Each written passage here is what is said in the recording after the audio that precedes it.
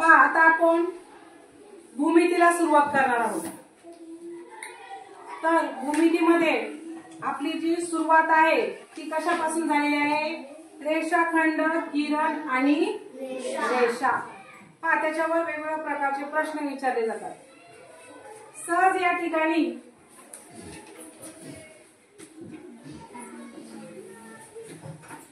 अशी रेषा ओढली जाते, बरोबर की नाही? तर आपल्याला काय वाटतं? मग त्या ठिकाणी मला पर्याय वेगवेगळे दिलेले असतात। रेषाखंड कशाला म्हणायचं, किरण कशाला म्हणायचं आणि रेषा कशाला म्हणायचं।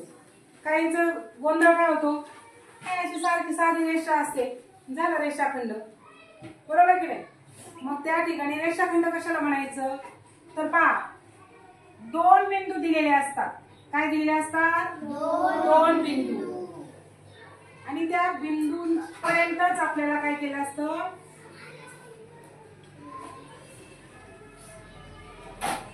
रेषा मारायची। त्याला काय म्हणतात? रेषाखंड म्हणायचं। लक्षात आलं? आणि पुढं काय आहे? किरण।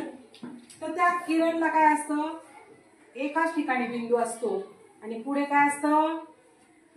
अमर्याद रेषा। काय असते? अमर्याद रेषा। त्याला काय म्हणायचं? किरण म्हणायचं। आणि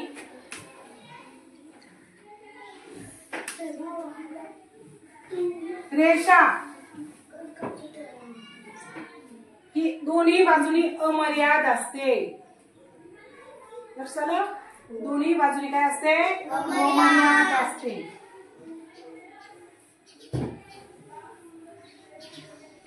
त्याला काय म्हणायचंय? रेषा। म्हणजे हा फरक आहे पहा, रेषाखंड, किरण आणि रेषा। रेषाखंडाला काय असते? मर्यादा असते दोन्ही बाजूनी। किरण एका बाजूनी बिंदू असतो आणि एका बाजूनी अमर्याद असतो। त्यानंतर रेषा ही कशी असते?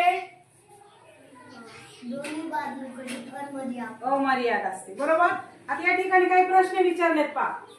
आता पहिला विचारलाय, खालीलपैकी रेषाखंडाची आकृती कोणती आहे? आणि वेगवेगळ्या आकृत्या दिल्यात तुम्हाला। काय त्या ठिकाणी कोणता येईल? दोन्ही, बरोबर? कारण पहिल्यांदा काय दिलंय? अमर्याद रेषा दिली, बरोबर? त्याच्यानंतर किरण आणि पुढे काय दिलंय? कुठला तरी कोण आहे, बरोबर? म्हणजे कोण पण नाही, ती वेगळी नुसती अशी रेषा दिलेली पहा, असं केले, बरोबर की नाही? म्हणजे या ठिकाणी ते थोडं अंतर जास्त घेतलेलं असं केलेलं। थोडक्यात कोण जर म्हणलं तर लघु कोण, ते आता पुढच्या याच्यामध्ये असं केलं आपल्याला शिकायचंय।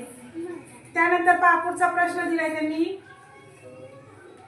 चौथा प्रश्न पहा काय दिलाय?